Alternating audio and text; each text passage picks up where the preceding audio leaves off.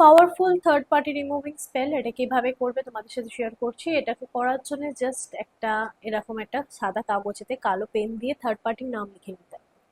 লিখে নেওয়ার পরে এখানে লিখতে হবে যে রিমুভ ফ্রম আওয়ার লাইফ, বা আমাদের জীবন থেকে দূরে চলে যাও। এর মধ্যে একটা রসুনের কোয়া দিতে হবে। কোয়া দিয়ে কিভাবে মুড়তে হবে, ধরুন এখানে একটা রসুনের কোয়া রয়েছে, এইভাবে মুড়বেন, ঠিক আছে? এইভাবে মুড়বেন, মুড়ে কালো সুতো দিয়ে বেঁধে দেবেন। বেঁধে দেওয়ার পরে আবার ঠিক এইভাবে, আপনার দিকে হবে না কিন্তু, মোড়া যা হবে উল্টো দিকে হবে, ঠিক আছে? এই দেখুন, ঠিক আছে? এইভাবে মুড়বেন।